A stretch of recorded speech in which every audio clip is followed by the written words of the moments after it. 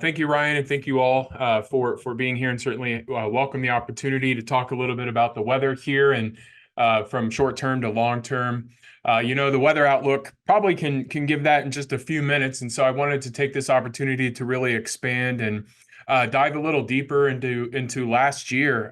Some pretty interesting and neat stories from last year, and the winter time is always a good time to do sort of a post-mortem look at or post.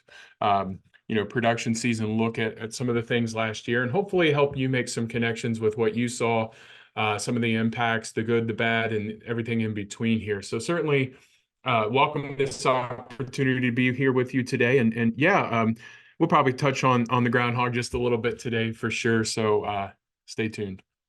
All right. So, as always, and I see some familiar faces here with the participants, but maybe not always. I always like or not all of you. I generally like to start with the concepts of weather and climate whenever I'm giving a talk, because I think it's important to distinguish between the two. And, weather is amazing. To me, I'm maybe a little bit biased, but it's absolutely amazing to think about how we are impacted daily by our weather patterns and things that are happening. And I can throw different pictures up here, and I often ask folks to think about that weather event that just really sticks with them. For me, I wish I could have experienced the 1978 blizzard, for instance, and maybe some of you out there can remember that fondly. Maybe a derecho, maybe a tornado, maybe an ice storm or something, a heavy downpour. We sense weather with our senses. That's how we experience weather, is with our senses. And it tends to make kind of an impact in, kind of our memory. Of course, as meteorologists, we're taking that information and in essence, we're making forecasts about chaos, right?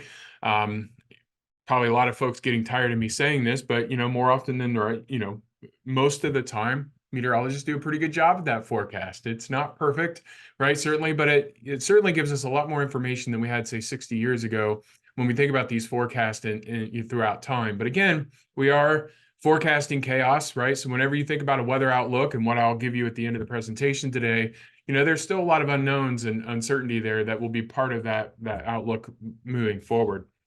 We have been collecting a lot of information for a long time that kind of sets us on a trajectory, where we've been over the longer course of time.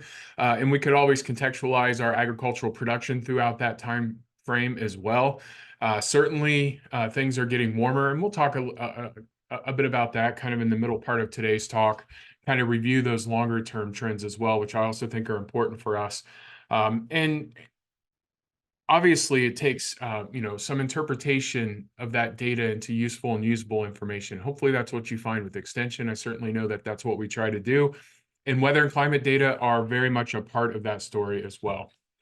So weather, we get up in the morning, temperatures rise, fall pretty quickly. We could be 30, 40 degrees difference between night and day. Not so much this time of the year, especially getting off such a sunny month of January that we just experienced, where temperatures don't move much either way. But essentially, all of these really fast-paced weather changes are taking part in a much bigger pattern. This is a video showing aerosols. These are tiny liquid and solid droplets that are moved around the surface of the earth based on our wind patterns, right? So dust in orange, blue, sea salt, white, different gases, carbon in the green, carbon dioxide here from burning fires that you see on the land surface here of red. All of these things that we experience in our individual locations, which can vary quite a bit, from Northwest Ohio to Southeast Ohio, or Northwest Ohio to North Central Ohio, as you'll see later on as we look at 2023. Those experiences are very much based on how we live, what we experience at our location, but they're connected, to much bigger patterns. And this is a complex set of patterns. It's patterns within patterns. But it's very important to think about how we're connected to these other patterns and how changes in those larger scale impacts affect our weather right here in Ohio. And there certainly is that strong connection there. But we're connected by these weather patterns, even though there's some regional differences, right? Our weather doesn't look like Antarctica, but it's certainly part of a larger atmospheric circulation pattern that connects us all. And of course, if you see my talks, I always use the dog walker, right? So we're kind of zoomed in on this example here. We're not really sure what's going on. We zoom out, we see a dog, right? And if you're a dog lover, you know dogs are driven by some internal chaos and instability and volatility. That dog can take, see a squirrel, a falling branch, a mouse, a bird, whatever. It could be moving in the opposite direction that you're walking at any given moment, but you still have a relationship to that dog attached by that leash, right? And we can call the statistical mean path of the dog walker's path, the path that you're taking. So even though that dog meanders back and forth in a chaotic, seemingly chaotic fashion, we could still describe that mean pattern by the dog walker, right? So I often, kind of the newest experience or most latest experience for us is December of 2022, right? December 23rd to be, specific, when we dropped 50 degrees in about 12 hours over much of the state of Ohio. That happened in a very warm winter, as you'll see in just a moment. And so thinking about these peaks and valleys of weather is like the dog walker is our climate, I think is a really important context to begin when we think about these weather and climate differences that we're going to get into. Now, I don't know how much participation you've had today, in terms of kind of active stuff. I don't know if you've been encouraged to use the chat or not, but I would love to see, some things pop up in the chat. If I were to ask you just one word answers, basically, about the weather of 2023, how would you characterize that for you? Whether, is it good, bad, hot, cold, wet, dry? Any other words come to mind when you think about the weather of 2023? I'll give you a second to kind of post that and think about that before we kind of dig into some of the statistics here.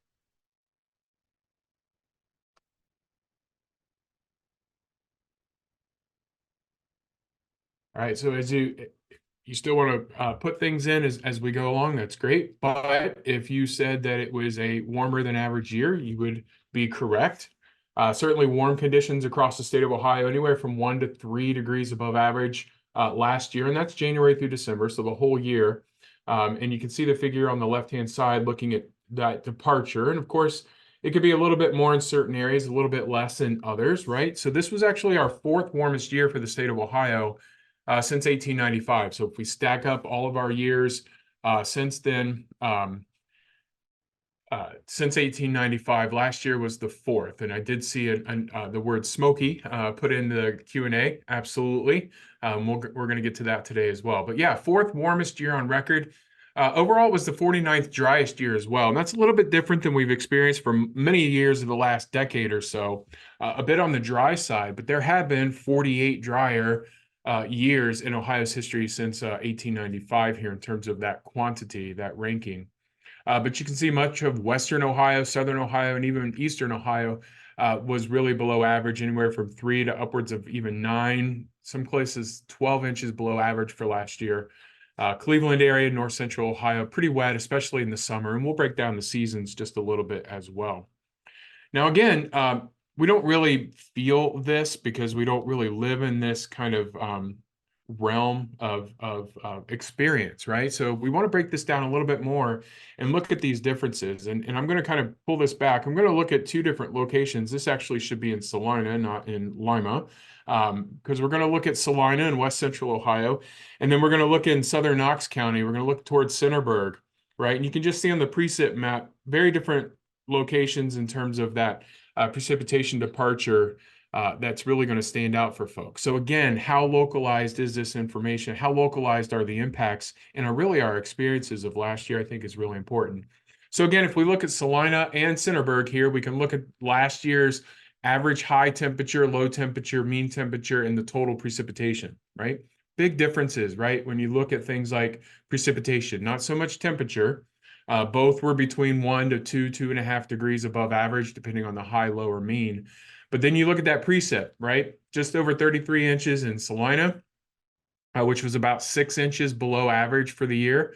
Opposing, on the other side is, close to 40, almost 49 inches of precipitation, liquid equivalent precipitation, which was close to 5 inches above average there in Centerburg, right? So conditions very different. And even this hides some of the details that are important for us when we look at 2023. So overall, That's a big difference across really a relatively small distance on a map, right? Mercer County to Knox County here, but big differences depending on where you live. So let's zoom in on one of these. I'm just going to pick on Centerburg a little bit. Why? Because I gave a talk in Knox County earlier this week, but we can look at kind of the daily temperatures throughout the entire course of 2023, right? The gray bars, the average high, or not the average, but the actual high and low, that temperature range for each day last year. Record high in red, record low in blue. And again, this was similar across much of the state. Certainly these larger scale patterns that we can pull out, that relatively lack, of winter cold last year. Not a lot of gray bars dipping into that blue shaded area, which would be below average. Late season warmth for much of many cities across the state. Dayton, Columbus, for instance, officially hit 70 degrees at least 3 times during the month. That was the first time on record for both of those cities during the month of February. We still had some cold in spring. We're still going to see cold in spring, right? But also some near record warmth. And then you'll see the top really taken off much of the summer, even in an early part of the fall conditions as well into September, right? You can really see sort of not a lot of day-to-day variability, really not challenging anything record low until about August. We had some really cool nights in August, but not really challenging any of the record highs last summer either. Transition that into a very highly variable fall, and then we started off this winter pretty warm, right? As a matter of fact, we've only had about a week, I would say, of official kind of winter weather this season. I know Amanda Doritas on here and I both love snow, and we haven't seen that much of that lately. But certainly thinking about this warm start. So all of that, right? All of that variability came to about a degree, 1.3 degrees above average for Centerburg, right? So 1 to 2 degrees. So again, that idea, that change of 1 to 2 degrees or even 3 degrees above average for the state of Ohio in the 4th warmest year on record, right? Doesn't sound like a lot. 1 or 2 degrees, 4th warmest year on record. But again, that's made up of a lot of volatility and a lot of variability as well. We can break down the precip as well. Again, I'm kind of picking on Centerburg here, but you look at the total rainfall, 49 inches, that's pretty high. It's even higher there than in other parts of Knox County, say farther east. But, 41% of that fell in just 14 days, right? So it's a handful of days that contribute to most of the precipitation, or at least a good chunk of it, even though we see about 180 days a year of at least a trace of precipitation across Ohio. The percentage for Salina was a little bit less than that. It's around 28%. We're in a handful of days. So, you think about 6 inches below average, much of that coming, what did fall of that 33, 34 inches was in a, kind of a 30% of the year. So in terms of those days. So it's something to keep in mind when we think about precip, and we'll talk and kind of update what those statistics look like now as in terms of that intensity change over a long period of time. So let's break down the seasons a little bit. And again, I think another kind of word for last year is weather whiplash. If you felt that, that's something that I think, I kind of want to, tell you that the statistics agree with that sort of weather whiplash mentality last year. But for Ohio, last season was the second warmest winter on record for Ohio. So most of us ran 5 to 6 degrees above average, as you can see in the table there for Knox County. And when you look at the precip, areas that I already showed you that were very dry for the year across Northwest Ohio had a very wet winter, a very wet December through February period, right? So again, this idea of weather whiplash, yeah, we ended dry, but we really started out fairly mild and really wet there. So again, looking at the trace temperatures up in the upper right, few days there in February, close to 70 degrees, that helped certainly warm the soil up after that very warm winter already. And probably helped with those early season conditions out there as well. So again, thinking about central Ohio, maybe southwest portions of Ohio, if that's where you are, compared to northwest, very different conditions depending on where you live last winter. Overall, spring was statistically kind of a no discussion point, right? Pretty close to average. Although, again, that's made up of a lot of variability and a lot of ups and downs. And certainly when we started to look at the precip, I think that's when we really started to notice some of those impacts, right?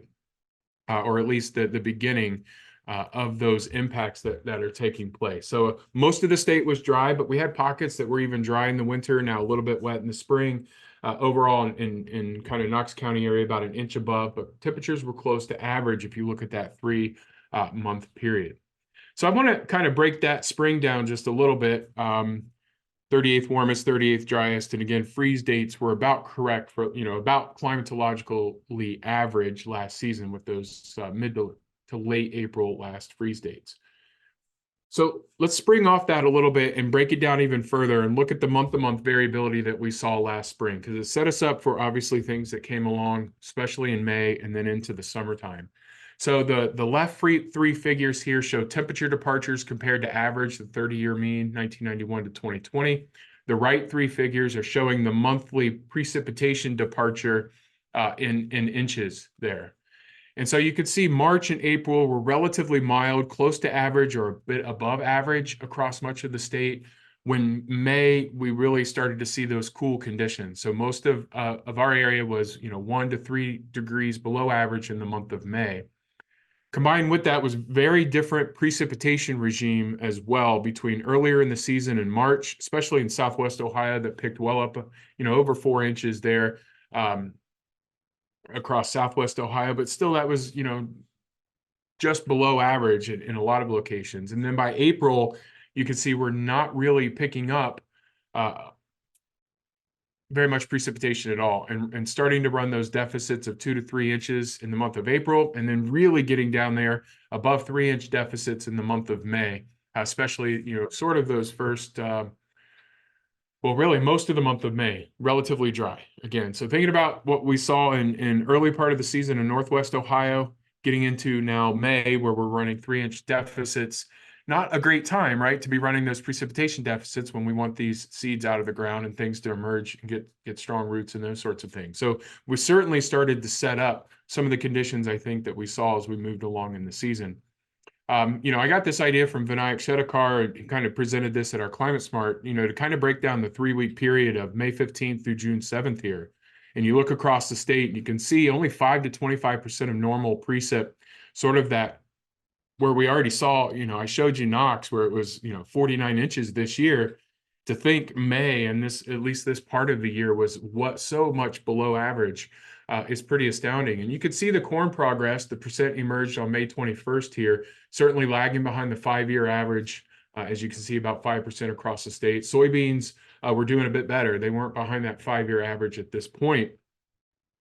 And of course, by the 1st of June, June 6th here, we were looking at 78, about 62% by June 6th of the state covered in moderate drought conditions, right? I just showed you very wet winter, wet March. All of a sudden by June, because of that dry conditions that we saw in April and May, really had us in moderate drought conditions here. Although we had some timely rains in that period, just before that period, and all of a sudden we've got corn progress doing pretty well, right? Ahead of the 5-year average, certainly for both corn and soybean, despite drought conditions. And I maybe some of you saw the report out of Minnesota last week of the 300, I think it was Osler probably knows, over 300 bushel, 384 bushel and 7 inches of rain that fell. Of course, they didn't account for the amount of soil, the soil moisture that was already present that the crop is obviously using. But, I think to be in moderate drought conditions by June 6th, we were still getting good, fairly better, at least improving emergence by then, is something to keep in mind. But of course, then summer came around, right? So it's always multiple impacts or multiple things that might impact our season. And when we look at the overall temperatures for summer, and I call summer June, July, August here, it was the 39th coldest summer since 1895 for Ohio, mostly 1 to 2 degrees below average. And you can see that on the figure there on the left. As far as precipitation goes, much of the eastern, really 2/3 or 3/4 of the state picked up quite a bit of rainfall, a lot of that in a single event, and I'll show you that in a second. But they're in Centerburg, over 6 inches above. Only 2 days of 90-degree weather. Central Ohio should see 14, 10, 12 across northern Ohio. We didn't see that many across northern and northeast Ohio. Southwest Ohio picked up a few more days, about 14 or 15, when they should see 22 a year. But again, that cool weather some wet conditions after that period of very dry conditions, you start to think about this hydro whiplash, the hydrologic whiplash that certainly is the story of our changing weather patterns across the state. But again, just as much as that rainfall fell in kind of central and north central, for the summer in Salina, we only had 9.79 inches, right? And that was certainly well below this should not say minus 12.52. 12.52 is typically what Salina sees in June, July, and August. So it was about 3 inches, or so, right around the 3-inch mark in terms of those deficits. So with the cool conditions, right? Obviously, if you're looking at growing degree day accumulation, and this is the growing degree day tool that's available at the Midwestern Regional Climate Center and other outlets, we can kind of zoom in on that June, July period, and you can see the green line, which was last year's growing degree day accumulation and the average 1991 to 2020 for this particular location here. And you can see it lagging behind, right? We had a pretty long period there of lagging behind the growing degree day. We got out to a fast start, even despite the cooler conditions in May. Things, were brighter and certainly, we were okay in May. But once we got into June and certainly later on, those growing degree day deficits accumulated just a little bit. So the next sort of piece of the puzzle last summer, obviously, was the smoke. And a couple of you have talked about the smoke, right? So this is a satellite image showing the clouds and the puffy white, colors here. The haze, though, the hazy beigeish, lower to the ground smoke that, really smoke all the way down to the ground surface several days this summer.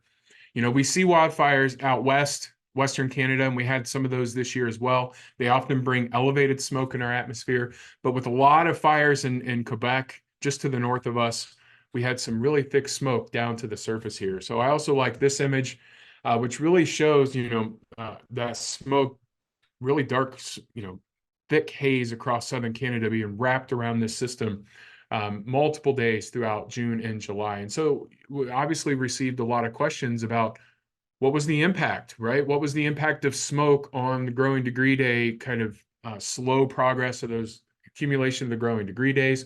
What impact might that have on our crops? Even questions about, was there more ozone and did that kind of have a harmful effect, or all these different questions that you might have.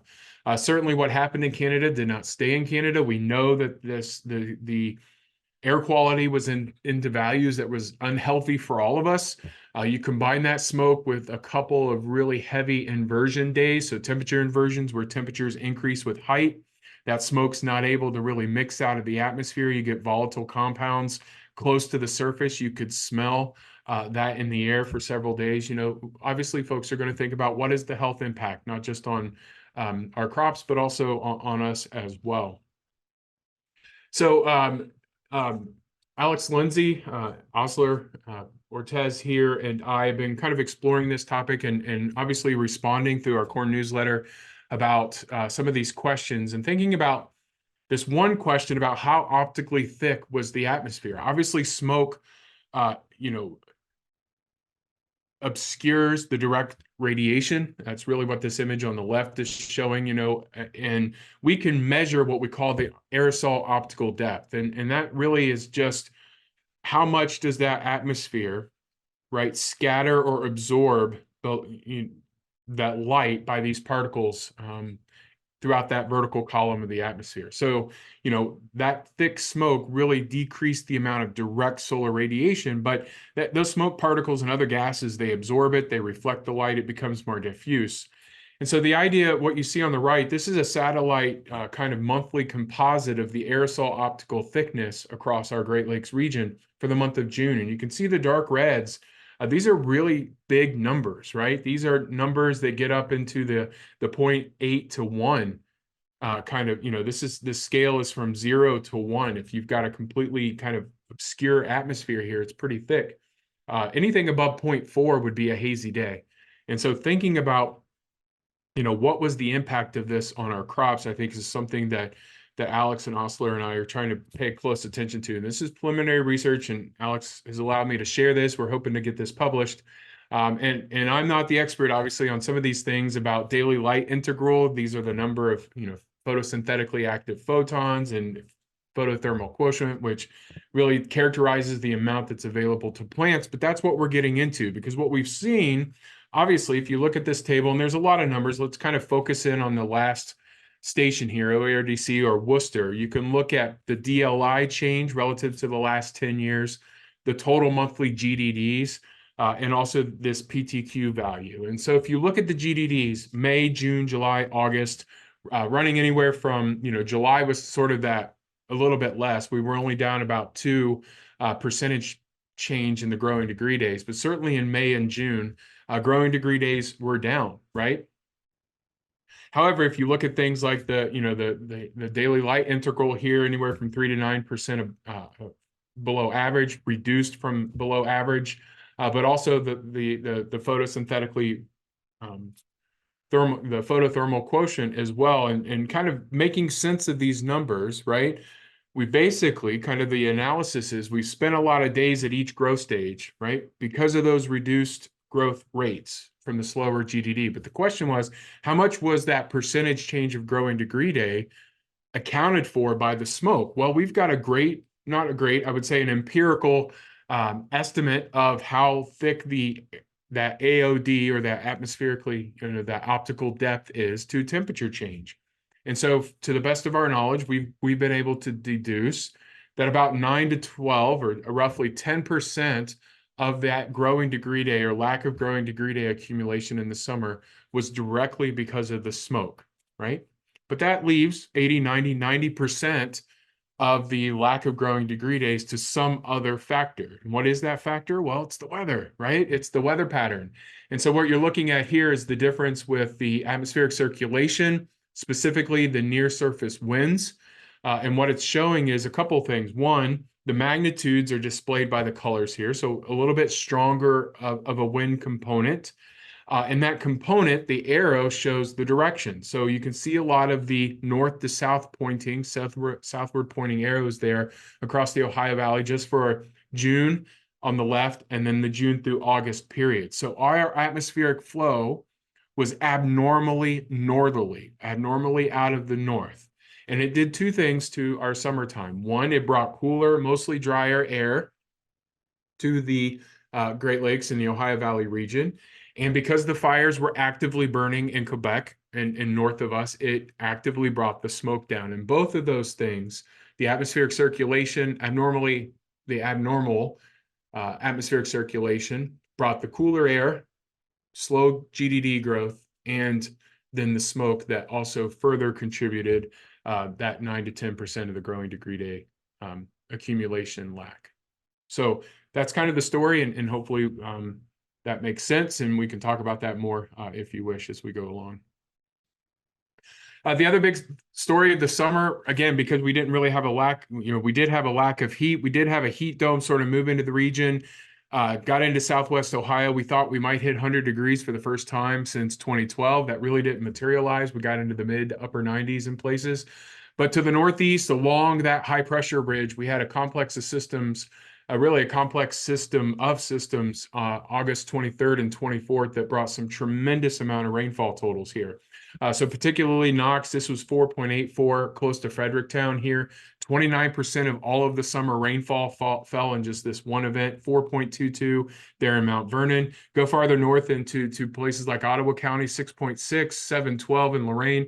We had some unofficial amounts up to upwards of 12 inches in about 10 hours in parts of Lorain County. So if you look at any of those pictures, you can see the pictures of the Lorain County Fair. Obviously, this could have then a big impact for those locations. Certainly, if you talk to folks like Mike Gassar in Huron County, this did impede some of the soybean progress that he saw in that part of the state. So these really wet conditions kind of stuck around for a while in the north central part of the state. What it did do, though, right, is it eliminated drought. So we're looking at our September 5th drought monitor. We didn't see any areas of drought in the state, but we had some abnormally dry. But we did see, some lack of progress in terms of corn here. So looking at the percent dented here by August 27th, again, behind that 5-year average overall for the state of Ohio, parts of Indiana, in the Great Lakes region. And then we get into the fall conditions, all right? And we can kind of look at these and see how that ended our season. 24th warmest and 13th driest, right? So thinking about dry fall, and you can see that in the middle figure there, most of the state ran about 50% of normal precip for the fall. So even the areas that were really wet for August or most of the summer were very dry during the fall season. But most of us, again, had that lack of precip. And you would think, right, lack of precip, efficient dry down, those sorts of things. Certainly more experts on here when it comes to crop progress. But we really lagged behind, right? So the dryness brought, again, the drought back. We had moderate drought conditions really up until last week now across Northwest, West Central, Southwest Ohio, and parts of South Central Ohio. But then you look at the corn progress, percent harvested by November 5th, really lagging behind that 5-year average, where soybeans were ahead of that 5-year average. And so, obviously, conversations with folks, moisture was a big deal, right? In the high moisture levels that remained, and trying to piece this all together with the lack of GDD, the slow progress, and despite those dry conditions, later in the year, sun angles are lower, drying's not as efficient as it is earlier in the season. All of these kind of coming together as part of this story that I think make 2023 yet another interesting year when it comes to the weather here for Ohio. If you were curious about the national rankings, it was the 4th warmest year for Ohio, similar for Indiana, close to the Great Lakes. It ranks as the 5th warmest year for the United States and 43rd driest. So, kind of on that dry side for much of the Corn Belt region. And despite this, and even despite our own kind of troubles here in Ohio, certainly we've seen yields turn out fairly decent, right? Pretty good across the state and much of the region. And so thinking about what are the effects of, our genetics and things on these long-term trends that we're going to kind of demonstrate and kind of review here over the next couple of minutes. So hopefully that was a useful and usable kind of information for thinking about 2023. I know a lot of us want to turn our attention now to 2024, and that's what we're going to get to, promise, at the end.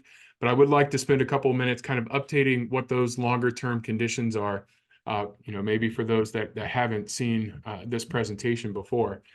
So 2023 did end up being the warmest year on record for the globe. And I say that back to 1850. So we can robustly and confidently have measured temperature-based records since the mid-1800s here. And 2023 is now our warmest year, we can say confidently. So the top 10 warmest years for the globe have all occurred since 2014. And if you were born after February 1985, you've never experienced a cooler than average month for the planet.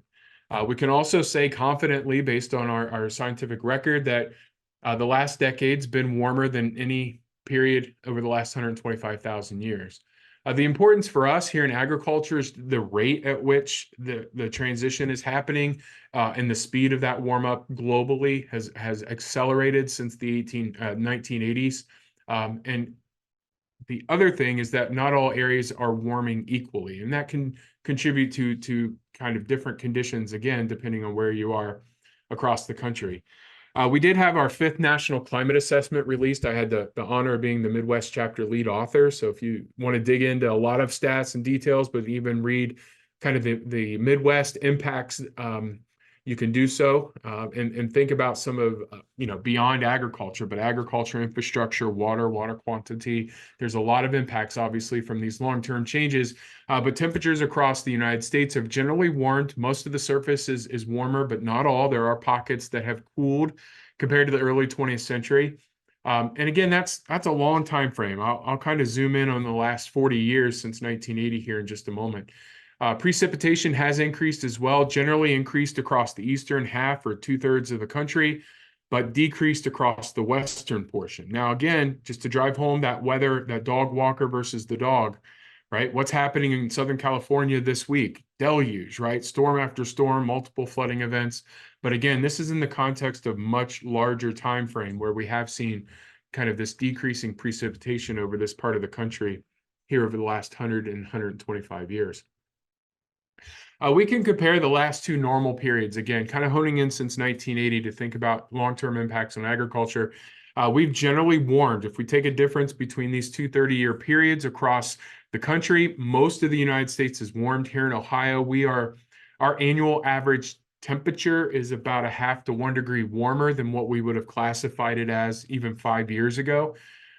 Much of the northern states of the Dakotas, Montana, Upper Great Plains are a little bit cooler, right? So depending on where you are in the country, that annual mean temperature could have gone down just a little bit, just looking at the last 40 years of data. Thinking about some seasonality to our changes and how it impacts agriculture. We are seeing warmer winters here in Ohio. So anywhere about a degree warmer on average, right? And again, that doesn't sound like a lot, but when you think about the volatility and the variability on top of that, we are seeing warmer days and warmer nights, and I'll show you a graph of that in a second. In April, most of the state is warmer than average. We start to see portions of Northwest where their maximum daytime high in April might be a little cooler. Again, thinking about more variability between our winter and spring season, really flat trends in the summertime, and it's really offset by warmer overnight lows, which have a strong positive trend, but cooler daytime highs for many of us. We don't see as many 100-degree days, and that offsets those trends compared to the period of 1980 to 2000. And then in the fall, we're back to warmer conditions. And so we think about, what are those changes in the long term and the impacts that we might see from planting and harvesting, application of inputs, nutrients, water management, all impacted by these changing conditions, obviously. Similar for precip. If you kind of look at Ohio's precipitation history, that's what I'm showing in the time series here. This is just Ohio's annual average precip, ranging from, I think our lowest is about 26 inches for Ohio. We've been as high as 56 inches in 2011. We've had big, multiple year clusters of droughts in the 1930s, 50s, and 60s. Those are those valleys that you see in the left-handed figure, but a general increase in that precipitation since the 1960s. So even our driest years, think about 2012, even 2016, but 2012, which was a drought year immediately following our rainiest or highest precipitation year on record, is wetter than most of the years of the 20th century, right? So just thinking about those changes, excuse me. Thought I was going to sneeze. Apologize for that. But we've been getting wetter in general since the 1960s. So even in our drought years, our driest years, contextualize that within, an increasing precipitation regime is kind of interesting. And so the nature of our droughts are changing just a bit, and I think that's important for us. Overall, we can see that our precipitation has changed, about 5 to 10% increase since 1980. So we're seeing more rainfall. And the seasonality has changed as well. The Great Lakes, the Ohio Valley region, wetter January conditions, heavier rainfall events, even rain on snow events here in the month of January. We see increases in April as well. Again, that 10 to 20% across the region. A different story for much of Ohio in the summertime, where our trends in precip are flat to even decreasing, especially across west central Ohio, which is pretty interesting, and then back to wetter fall conditions, right? So we are farming, right? We are producing our corn and soy and everything else under these changing conditions of wetter winters, wetter springs, maybe even drier summers and then wetter falls. And we think about the challenges that can come along with that as well. So kind of updating the rankings here, the 8 warmest years on record, 8 wettest years on record in Ohio's history, top 10 of each, 8 of each have occurred since 1990, right? So we're warmer, we're wetter, but those details really matter. And if you feel like the intensity is increasing, you're not alone, right? So this is looking at Columbus and Central Ohio, the number of events we see every 5 years since 1950 of at least 1 inch of rain per day or more. In the 50s, 60s, where we averaged in that 20 to 40 realm, we're now averaging in the 40 to 50, even 55 events every 5 years of at least 1 inch of rainfall. So the intensity is increasing as well, where we get a handful of days with heavy rainfall event. And we've got a number of different ways of breaking that down, the frequency of precipitation and the changes. They're all pointing up, right, in terms of these longer term changes compared to the early 20th century. So much of our rainfall is falling in heavy, frequent events scattered throughout the year, and that's increasing our risk of extreme rainfall. And when we think about 1 in 100 year flood events, right, that don't just flood our urban areas, but flood our fields, lead to soil erosion, nutrient loss, things that we don't want to see. We can kind of look at, by adding the last 20 years of precip data to our trends, portions of western and southwest Ohio have gone from what was a 1 in 100 year flood event in the year 2000 is now occurring every 30, even 20 years in several of our counties here in Ohio. You get down into portions of southern Indiana, northern Kentucky, they've seen events go from 1 in 100 to 1 every 5 years. So big changes that we've seen in terms of those heavy rainfall events. And of course, we're being challenged again on that nutrient side, the erosion side, and trying to do everything that we can to build resilience to these types of extreme events, which I think are really important. Of course, it also affects our planning decisions, and the seasonality of rainfall kind of plays into the battle, right, between soy and corn and what should be planted first. But I don't want us to lose sight of these flash drought conditions, right? And that's what we call them, flashy flash droughts. They flash in and flash out, much like we've seen this year with a lot of whiplash back and forth. No drought in May, 78% maximum drought. By August, we were out. We were back to drought by the end of the year. The really flashiness in terms of that drought. Because of increasing temperatures, evaporation rates also go up. So even though we get heavy rainfall, we can lose that soil moisture fairly quickly. And that really contributes to that flashiness. It also contributes to the extreme weather, and that very much impacts what we do in agriculture. And you think about these billion-dollar disasters. We had $28 billion disasters in this country last year. The average since 1980 is just 8 events, right? So we far and away blew that record away, 28 events. But most of what happens in the Midwestern and parts of the agricultural belt are severe storms, heavy rainfall events, hail, derechos, those types of events that have big impacts on our assets, on our equipment, on our barns, our fields. And you think about the derecho in Iowa last year and the detriment that did across the state of Iowa. But we're not immune to those big events, those extreme events that can have big damaging, costly kind of outcomes for us. And so I think it's important to think about the trend in these billion-dollar disasters is really important. Polar vortex is kind of a popular term for us, right? That event last December, thinking about, well, man, we got really cold. We had this biggest drop. How is a warming climate contributing to these Arctic, these changes that we're seeing? Well, we have less sea ice in the Arctic. We've seen a big decrease in the sea ice.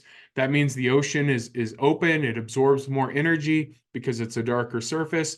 That leads to disruptions in our polar vortex. And so we think about these disruptions becoming more frequent. We get more differences. We get warmer air driving into the Arctic. That cold air has to spill down. It spills down in the eastern US and even Europe. So they might not stick around. These cold air outbreaks don't stick around a long time, but they can really pack a punch. And if we don't have, certain crops that are, acclimated to this, thinking about grapes, thinking about trees or other things, you could do damage, especially if you don't have, snowpack to protect roots, thinking about cover crops or other things. Frequent freeze-thaw cycles and what that can do to heaving, and all of these things can contribute to changes that we're seeing out there. And of course, maple syrup production, right? Overall, yes, our winters are becoming less severe. We have an index for that called the Accumulated Winter Season Severity Index. It's kind of a mouthful. I won't even try to pronounce the abbreviation. But this is largely driven by a change in our maximum and minimum temperatures. Our minimum temperatures have the strongest upward trend in winter. We have slight decreases in the amount of snowfall, but snow duration as well, but they're non-significant negative changes. So overall, we're not seeing big changes in our snowfall regime. After all, most of Ohio only picks up between 22 and 28 or 29 inches of snow per year. But our duration isn't changing too much either, slightly negative. I would say that the strongest trends in decrease of late have been in that lake effect area, which has not seen as much snowfall as typical. But overall, the winter severity is decreasing, right? And that could be a good thing, right? Certainly from a longer growing season perspective, as we think about some of these things. So as we project in the future, and if you want these slides, we can make them available, but I'm going to kind of go through these fairly quick because want to get to the outlook here. We do expect our temperatures to continue to increase 3 to 5 degrees warmer by around 2053, with 10% more annual rainfall. So we're expecting, to go from 20 days, 10 to 20 days of 90-degree weather to 40 to 60 days of 90-degree weather. Most of that coming on the tail end, more September, October 90-degree days versus, what we see today. Losing another month where we fall below freezing, right? So what opportunities would a frost-free, a longer frost-free season give us? Those are good questions. We think about, future precipitation. We do see changes, increase in winter and spring rainfalls and precipitation, but overall drier summers. All right, so immediately genetics and hybrids come to mind in terms of thinking about drought-resistant crops, but maybe crops that can withstand drought and extreme flooding, right? I sort of say it tongue-in-cheek, but that's the reality of what we're seeing in terms of our hydrologic reality. Couple of updates that I haven't shown in the past, thinking about changes to snow water equivalent, not really a big story there. But on the right-hand side, if you see summer soil moisture and how we project that into the future, certainly decreases again in that summer soil moisture into the future. So despite overall increases in rainfall, summer soil moisture availability is likely to decrease throughout our growing season here. And I think that's really important to keep in mind. So we're moving toward an Arkansas summer and a mid-Atlantic winter. I think it's important that we think about assessing the risks. We can think about demand for water and energy is increasing, but the increased risk of damage to our water and energy infrastructure is also increasing. And so I always like to put this in terms of an agricultural, kind of impact and get us thinking about those things, balancing these impacts, right? Longer growing seasons. What are the opportunities versus the challenges? The longer growing seasons, does this opportunity bring about different crops or trees grown in new areas, new market availability? For our livestock, does it mean longer grazing periods or opportunities to reduce our maintenance costs? Opportunities for soil, carbon sequestration, not talking about for offsetting purposes here today, talking about for, soil health, water retention, and those sorts of things that can help us build some resilience to the challenges that we see. And there are a lot of those challenges. And to kind of remind folks of those challenges a little bit, thinking about increasing temperatures, right? The conditions that we're working. It may not hit us 100 as often, but 95 with higher humidity, which we do expect and we have seen, creates that heat stress on humans and livestock.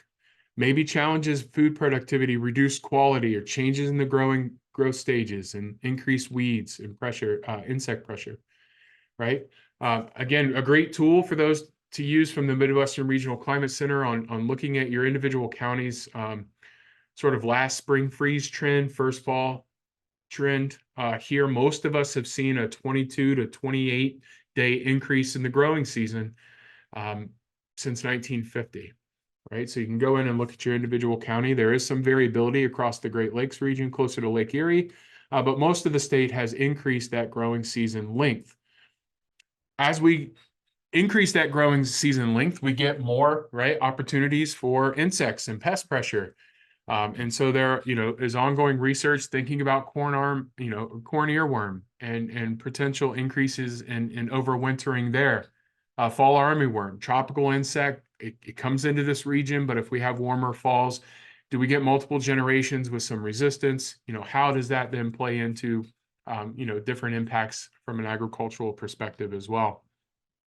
But we can't lose sight on the hydrology. And I think this is our biggest one here, thinking about these cascading impacts and kind of the hydrologic flip-flop that we see between too much moisture and not enough. Certainly that's creating and driving an overall decreased trend and timing of production. So we've seen 5 April and 5 October days since 1995 in terms of a year-over-year decreasing trend in suitable fieldwork days. We can get some more detailed information on the prime planting area, which might not be quite 5 days here, a little bit less, but they are decreasing trends, right, in kind of those production windows. And I think that's, really part of the story here when we talk about Battle of the Belt as well.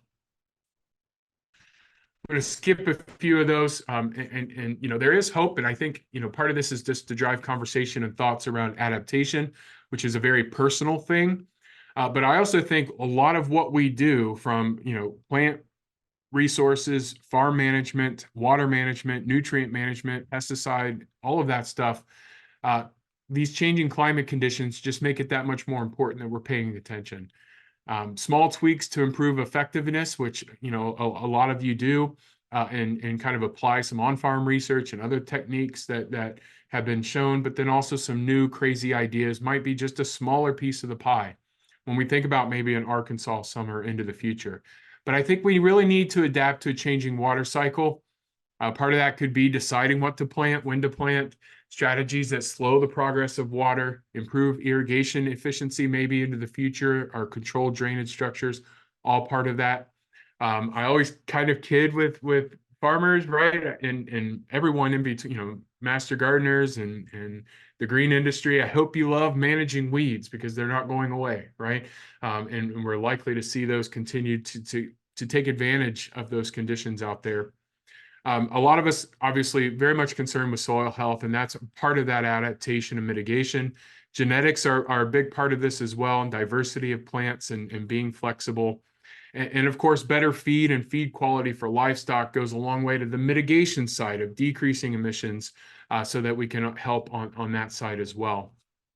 Just to draw your attention to additional resources here, great adaptation resources for agriculture. We're going to have some more coming out for the Midwest and also specifically for Ohio, and hope to announce those relatively soon. We've been working on a project called Climate Ready Midwest, and it's also got a Climate Ready Farm Assessment that's going to have a kind of a new rollout with farmer stories throughout the Midwest here, so at climateready.msu.edu. So working with partners with Michigan State, Purdue, Central State, to get some more information in your hands as well for those longer term conditions. So I know that was a blitz there to kind of think about those longer term conditions. I'll end the next couple of minutes thinking about our current conditions and kind of outlook. This photo from Les Ober up in Geauga County. Really not a lot of winter scenes out there. And as someone who loves winter, I wish we could have seen a little bit more. But where are we heading, right? Here we are in February now. We're heading ever closer to our spring conditions. So what can we anticipate as we move forward? Well, as Ryan said, and sort of let the cat or the rodent out of the bag, it is Groundhog Day again. I was excited, actually. My daughter last night said she asked if we could watch it live, and we did. This morning we got up at 6:45 and watched the celebration from Gobbler's Knob, and certainly Punxsutawney Phil did not see his shadow. So 6 more weeks of winter. Buckeye Chuck early spring conditions, so it goes. Buckeye Chuck the same. And really our latest climate outlooks do kind of support warmer conditions as we head through the next several weeks. So overall, if we look at the last 30 days, temperatures across the state here have been fairly mild. We had that really brief cool period, but we don't have much evidence of that now in our climate record. Again, the difference between weather and climate, but most of us have been above average for the last 30 days. Same with the precip. After these very dry conditions lingering throughout the first part of the winter time, we've seen quite a bit of rainfall. Some areas certainly seeing well over 5 inches just in the last 30 days across southwest and southeastern Ohio, and that's been well above average. And I know Ryan keeps putting in links here in the Midwestern Regional Climate Center. You can get all of these maps, or you can reach out to us and for some distilled information, as I'll show you in a second. Looking at our latest drought monitor, we are hanging on to a little bit of abnormally dry conditions. You might argue, if you're in Mercer up through Wood County here, that it's abnormally dry, but we're still in the long term, 90 days or longer over the last 90 days. We're still a bit dry from a meteorological perspective. But as we can see in the upper right, our soil moisture has really recovered quite well. And so we're doing okay in terms of those soil moisture, and probably a little bit more than okay if you ask the livestock folks. We've now returned to that mud season here as our stream flows have risen, our ponds have come back up, and the pressure on some of our reservoirs has been relieved with the rainfall over the last 30 days. We are in an El Nino condition. Chris Farley, SNL 1997. You got to check it out on YouTube. I am El Nino. What does it mean? Our sea surface temperatures in the tropical Pacific are warmer than average, but they are starting to cool. So El Nino is starting to wane. What it typically does in our winter time, January, February, March, is it provides typically drier conditions across the Ohio Valley. And this is, looking at typical El Nino impacts from February through May. Not a big impact on our temperature, but mostly dry conditions we can expect during our late winter and springtime.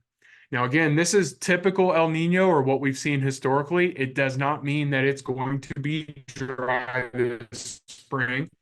It just means these are typically what we look at. So if we look at the risk of dry or wet, we're going to lean toward drier conditions. But again, right, El Nino is not the only player when it comes to our long-term patterns. When we look at our forecast for this upcoming week, it does look like a return to dry conditions. So we're under the influence of high pressure here tomorrow. We've got a system that's going to move from the Colorado Rockies down really straight into Florida, a little bit unusual there. So the rainfall is going to stay south of us by Monday. And then I don't see really a return flow until about Thursday or Friday of next week, and that could bring upwards of about 1/10 of an inch of precipitation. So that's what we're expecting overall for this week. So time for that water that we've seen lately to percolate down, stream flows to come down a bit over the next 7 days. The latest Climate Prediction Center outlooks, which you can grab yourself if you'd like from the Climate Prediction Center, we should see highs in the 35 to low 40s. Lows in the low to mid 20s with about 1/2 inch to 7/10 of an inch per week. We do expect above average conditions really through the middle part of the month. So at least through the 15th, we're expecting those dry conditions. And I think we're going to move from a dry week this week to maybe a slightly more active week the second week of February. So again, drier from a climate perspective, but that doesn't mean we're not going to still pick up some rainfall here over the next couple of weeks. Looking at the late winter outlook, February through April, overall, this is an typical El Nino pattern, right? So we will average out for a 3-month period, most likely below average, both in our precip, but mostly warmer than average temperatures. And as far as the March through May goes, we don't have a lot of skill. We don't really have a lot of strong indicators of precip for the springtime, right? We do expect coming off a warmer winter that soils probably won't have too much trouble warming up and getting fields in suitable conditions here this spring. So that's sort of my early look. Of course, that can change with some big storms. But right now it looks like a pretty good start to our spring season as we start kind of honing in on that planting window. Kind of an early summer look right now, above average precip, warmer than average temperatures. That could be good. We'll see. I don't have, again, a lot of confidence in that looking at this far out. And a ridiculously early look at fall conditions would really just have us trending toward above average temperatures and equal chances on the rainfall. Again, if you want some of that distilled information, climate.osu.edu. This is the State Climate Office website. We provide monthly and quarterly updates. You can sign up for an automatic email distribution there as well. So I encourage you to do that to get this type of information as a monthly and quarterly climate summary. We've been working with Purdue University, the State Climate Office in Indiana, as well as the United Soybean Board, to think about how do we improve weather data and forecasts specifically for our soybean producers, but really our agricultural producers across the whole region. If you've got a moment, you could take this survey. That would be much appreciated, and you can reach out to Austin Pearson over in Indiana State Climate Office for more information, or reach out to me for more information. We are trying to transition our own ag weather network into what we call Mesonet, a coordinated network here. But part of this is we really want this network to be useful for agricultural producers across the state. So with that, I'll go ahead and close out here a couple minutes before the top of the hour. My email address, wilson.1010@osu.edu. Feel free to email with any questions or comments that you might have. I'm not sure if we're going to take questions or transition, but either way, thank you, Ryan, for the opportunity to be here today. And I hope you all have a great rest of your winter season and start to the spring.